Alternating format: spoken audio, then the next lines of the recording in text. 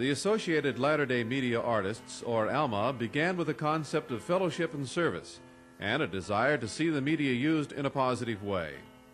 In the summer of 1976, a steering committee met in the home of Donna King Conkling to discuss the feasibility of an association to bring together members of the Church of Jesus Christ of Latter-day Saints who work professionally in the mass communications and entertainment industry. In October of that year, an exploratory meeting was held at the Glendale Center Theater. The large turnout at that meeting surprised all who attended, especially the members of the steering committee. A panel of LDS notables in the industry was assembled to discuss our role as Latter-day Saints working in the media and what we might accomplish separately and together using our talents to build the Lord's kingdom.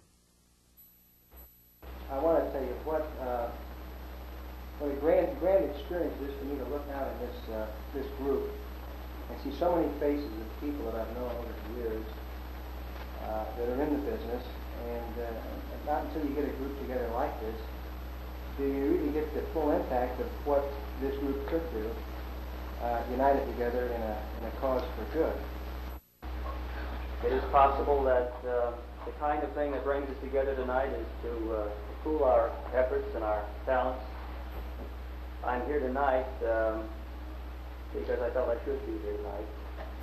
But if I can be of any help in this effort, everything starts off slightly nebulously. It's an idea, it's a thought, like a story for a script, the germ of an idea for a project like Saturday Warriors. Starts in a room someplace, and you don't believe it'll ever quite get off the ground, but one day it takes shape, and it's an accomplished entity, and it can truly inspire and bring everyone together. If we could all support each other in these things to build up the kingdom of God, why, we're on the brink of something tremendously important happening. Brigham Young said the stage could be even more powerful than the pulpit, and we're the people who can do that. I think this is a great idea to be here, I really do. I don't know that as a group we're all going to come together and produce some great work or anything like that. I think it's kind of exciting, though, that I, for the first time, have a feeling that there's a lot of people around here, and that in those many cases where I've been told that I was alone, I know very well I'm not alone, and that's kind of exciting. A questionnaire was sent to as many LDS media professionals as possible, and the results of the survey showed tremendous support for an organization to be formed. Gordon Jump received the inspiration for the ALMA name, and Kay Stevenson designed the association's distinctive logo.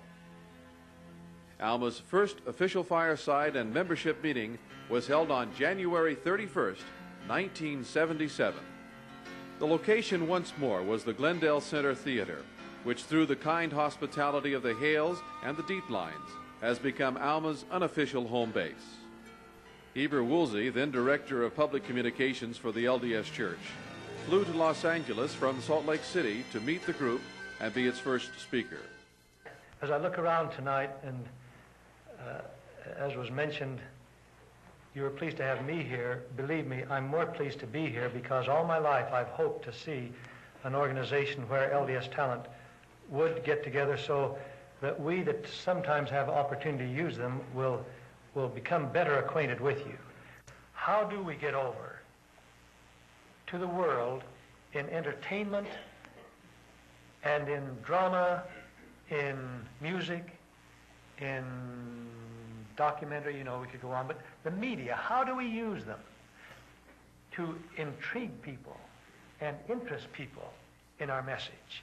And to me, that's what most of you folks here tonight are all about. Let me just mention this one thing. Someone asked me in a meeting down at BYU 6 or 8 months ago, they said, Brother Woolsey, what do you think is more important, to become a good Mormon writer first or a good writer first? And I only have one answer at all for that. Become a good writer first, a good writer. And then when you have the ability to move people with your words, then maybe you can be of some help to the church. And that goes for acting or music or anything else. Develop your skills tremendously well. And then you're going to be of help to the church. No question about it to me.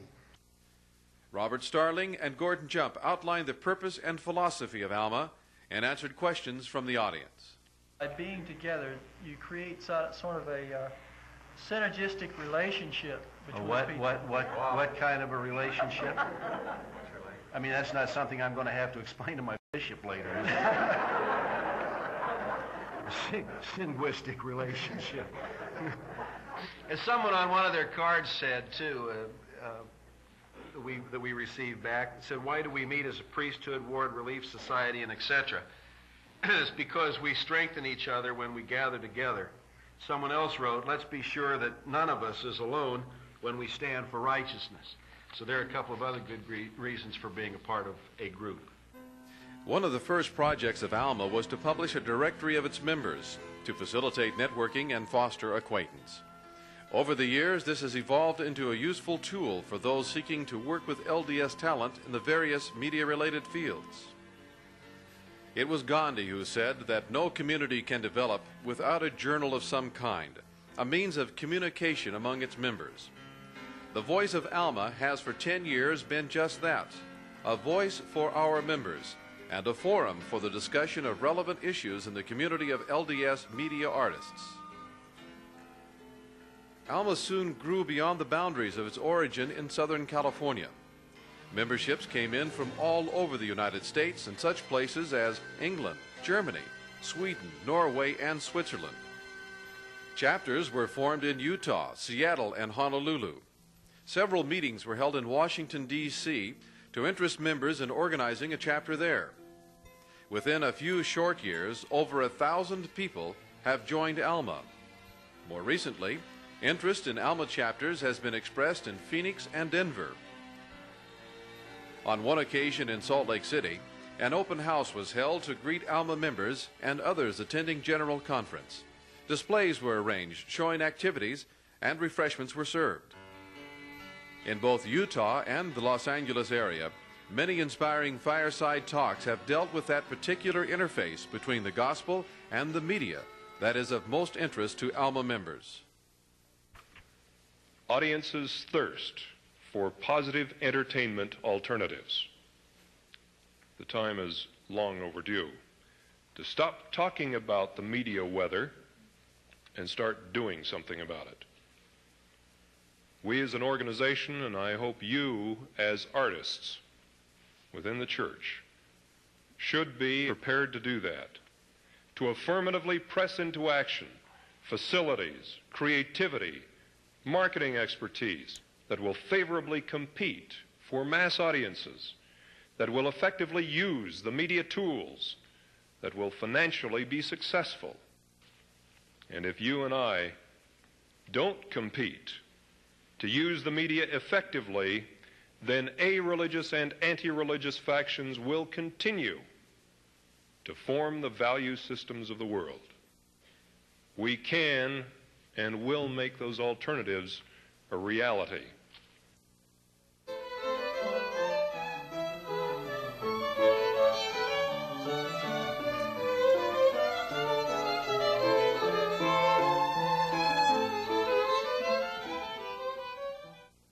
I just thank you all for being here. This is just, it's so great for me to find out that there are other Latter-day Saints out here in the business, in the media, and in communication-related kinds of fields, because in West Virginia, where I live, we're talking heavy mission field. I'm the only Latter-day Saint professional performer that I know in about 5 states. Another goal of ALMA has been to create an archive or repository of print, audio, and visual materials, documenting not only our own activities, but also significant works in the artistic media produced by Latter-day Saints or dealing with the church or gospel topics. Followed the occupations I'd learned as Brigham Young, painter, glazer. Yeah, well,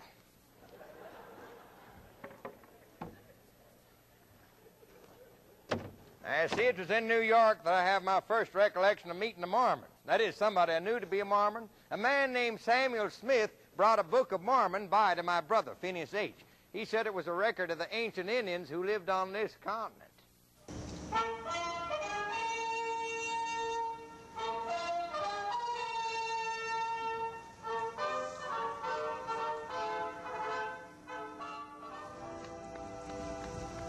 brethren, I have not commanded you to come up hither to trifle with the words which I shall speak. I have not commanded ye to come up hither that ye should fear me, or that ye should think that I am more than a mortal man.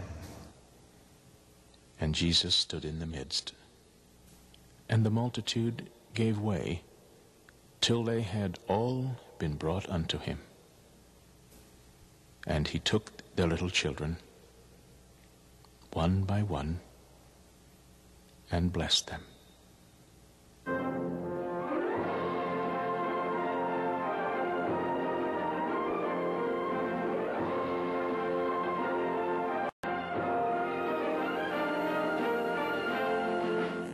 Fair enough. The Council of 12 stands adjourned. Is that right? We're dead and you're angels? Oddly enough, there is some truth to your speculation. As you are now, we once were. As we are now, you may become. From the fabulous Rose Bowl in Pasadena, California, the Southern California members of the Church of Jesus Christ of Latter-day Saints proudly present Celebrate America, as 14,000 of the finest young people in the country meet to celebrate and dance the history and culture of our great nation, with appearances from special guest stars, the Lennon Sisters, Merlin Olsen, the Osmond Brothers, 1984's Mrs. America, Debbie Wolfe, WKRP in Cincinnati's Gordon Jump, and Yvonne King of the King Sisters, and many more. And now, meet tonight's hosts, Mr. Steve Young, one of America's hottest professional quarterbacks, and 1984's Miss Teenage America, Laura Baxter. Good evening, everybody. I'm Steve Young. Then I guess I'd better be Laura Baxter. In addition to fireside meetings, ALMA holds other membership activities, such as screening films of interest, tours of studios, technical or artistic workshops, and, of course, our annual Media Arts Seminar, where we share our knowledge with others in a smorgasbord of dynamic keynote addresses and classes on a multitude of topics. And that we support and strengthen one another as we pull together separately to do what all of us somehow feel destined to do, and that is to preach the gospel of Jesus Christ through the talents that we've been given and through this marvelous world of communication. If you're a performer other than an actor, and we'll deal with that for just a minute, you should have a nice piece of literature that tells all about you. You have to find ways to be creative, to break through the mass. And that's a real challenge, but it also means that creativity isn't dead and that you can be creative. Opportunities are very, very few. They come along seldom for some people. Some people have an opportunity a day. Most of us won't have that many opportunities. When you get one, strike. Go for it. Put the energy and the talent into it that you've got, and you can make it happen. Besides fellowship, service, and strength from unity, another prime goal of ALMA is that somehow by pulling together, we can have an impact on the media in the world at large. The annual ALMA Awards ceremony and banquet has been an effort to give recognition and encouragement to those both in and out of the church who have successfully used the media in a positive and uplifting way. As an organization, we have given our highest honor, the ALMA Award, to those who have set an example for us all to follow.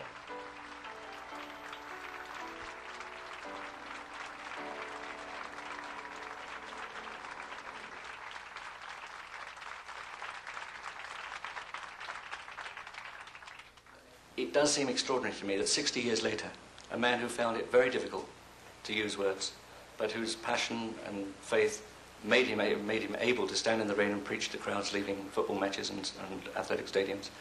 His story has been told to well over 50 million people. That, I think, is a measure of the responsibility we have in the media and a measure of the responsibility and opportunity that ALMA is all about. The philosophy behind the ALMA Award has recently been expanded to a year-round program of recognition, with the creation of the Bravo Award Certificate, which can be sent at any time to worthy recipients as a pat on the back to let them know that someone cares when they have used the media in a positive way.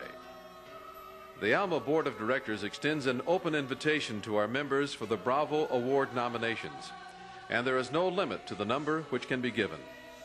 By publicizing these awards in the trades and popular press, we hope to gain recognition not only for the recipients, but for ALMA and its purposes as well. ALMA has come a long way since our original meeting in January of 1977, but we have only scratched the surface of what may be accomplished with the consecration of our time and talents to this great latter-day work. Let this 10th anniversary be a time of rededication to the goals of our association. With the modern tools of the media at our command, and with reliance on the strength and the Spirit of God, may we indeed fulfill the wish of the prophet Alma of old, when he said, "Oh, that I were an angel, that I might have the wish of my heart, that I might go forth and speak with the trump of God, with a voice to shake the earth and cry repentance unto every people."